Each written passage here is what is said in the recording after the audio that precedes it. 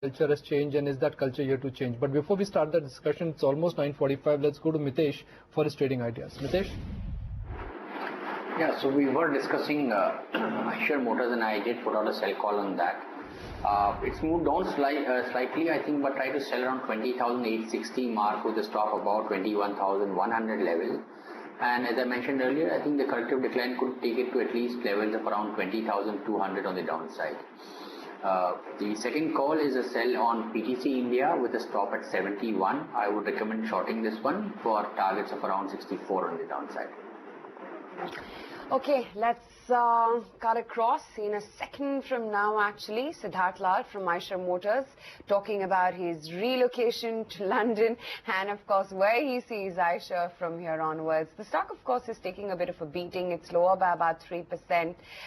The numbers have been a tad below expectations this time. Not really met the street in terms of a consolidated PAT performance. Yeah, so par for the course, right? And if you speak to any long-term investor in Eicher Motors, he'll say that he's not worried even if the stock comes down to 16, 17,000. Any dips will be used to bought. I think Kartika Capital actually mentioned a price target of ₹1,00,000 as well. I mean, and while it may look stretched, maybe 10 years from now we'll be smiling that this was actually mentioned a few years ago. 800, 1600 look at stretch, at 3200 look at stretch. When it was 8,000, I thought, that's it. 8,000 has become 20 of them. I read a wonderful note. I think you forwarded it to me by a professor in Delhi. And he had mentioned about Sanjay Bakshi. He mentioned about the strongest regards for him. Yeah. Okay, but let's cut across to Eicher Motors right now. The April to June quarter in our calendar year. I'm very happy to share the financial results and the performance of the company in the second quarter of 2015. I'll start with an update on Eicher Motors Limited's consolidated results, financial performance of Q2. We posted once again our highest ever net income of rupees 2,917 crores, which is a 30% growth over the Q2 of last year of 2245 crores. And we posted an EBIT of 352 crores, that's for the consolidated Eicher Motors Limited, which is an increase of 54% over Q2, and an EBIT margin of 12.1%, which is also the best of any quarter in our consolidated performance. This is once again, it reinforces the extreme strong business and resilience of both the VECV business, which is our joint venture with Volvo, and of course Royal Enfield, our motorcycle business. Moving on to the standalone financial performance in Q2, the standalone which relates entirely to the Royal Enfield business, it's once again been the best ever quarter for Eicher Motors standalone. We've had a quarterly income of over 1,000 crores, so that's 1,097 crores, which is an increase of 47% over the 746 crores in the Q2 of 2014. This quarter we posted a best ever EBIT also of 267 crores, which is a 53% improvement over Q2 of 2014. Where we posted 175 crores, and it translates into our best ever EBIT margin of 24.1%, and that's a result of Royal Enfield growing very rapidly over the last few months. On a business update, as I said, quarter two was the best ever for Royal Enfield in our history. We crossed 1 lakh sales in the quarter, so that's 106,613 motorcycles, which is 44% higher than the 74,000+ that we sold in the same quarter last year. Our order book remains very strong. Our key projects of product development and of product development infrastructure in both in Chennai and in the UK, they are progressing as per plan, and we're also expanding our footprint in India in form of retail stores and outlets. So we're on track to to growing our 400 stores to around 500 by the end of this year. We're doing the new retail identity in all of the stores. So all the projects that we had planned in Royal Enfield are all very much on track. In May this year, we opened a wonderful flagship store in Khan Market in New Delhi for our gear. So that's our apparel and accessories. That's gone off very well. We've opened our online store, which is also doing very well for our apparel and accessories. So our new business of gear, which is apparel and accessories, is also progressing very strongly.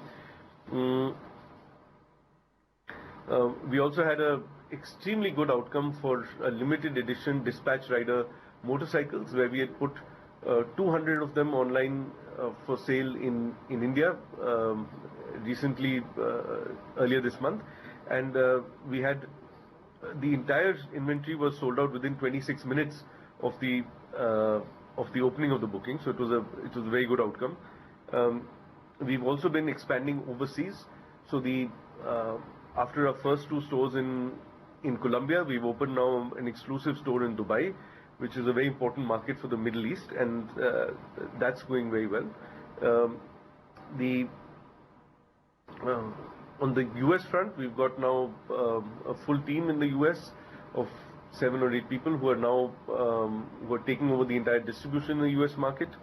And in addition to that, we've also been adding stores in all of Europe, in Australia, and like I said, in Colombia and US as well. So there's a lot new stores and market development happening in international markets, the results of which should of course come in at a later point when the sales pick up in these markets.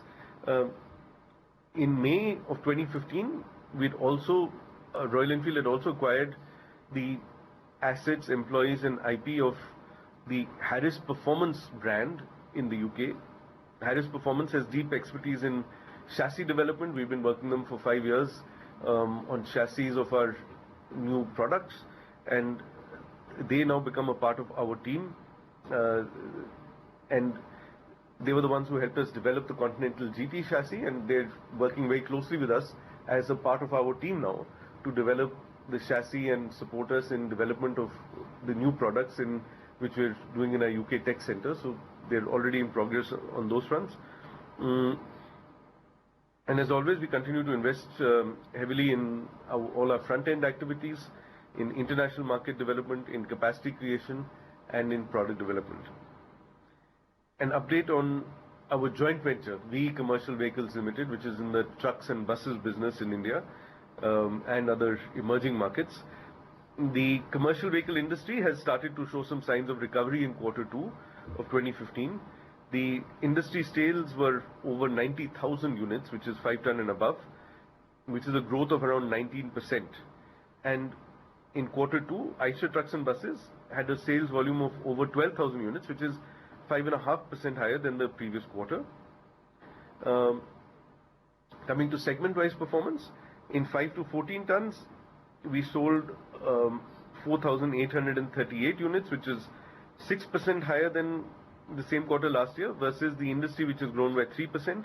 Therefore, we've gained 1% market share from 32% to 33%, which is in the 5 to 15 ton light and medium duty truck market in India.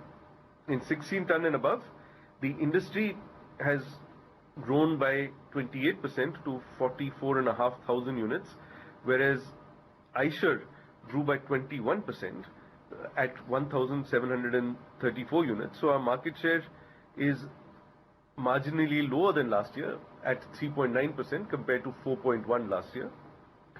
In buses, the industry has grown by 16% to nearly 20,000 units in the quarter. We have grown by 23% to over 4,000 units in the quarter, which gives us a market share of 20.5% as opposed to 19.5% last year.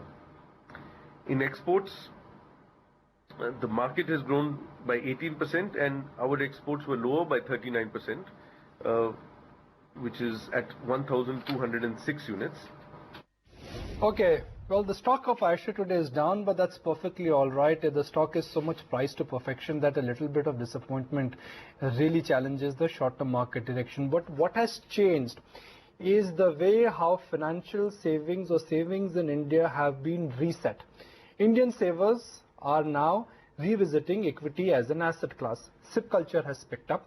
Mutual funds, which were only sellers till about 12 months or 18 months ago, are now net recipients. And it is estimated that Indian mutual fund industry this year will collect nearly $10 billion. That's about 4.5 to 5,000 crore on a monthly basis. And I think that is evident the way how DI data has been quite constructive.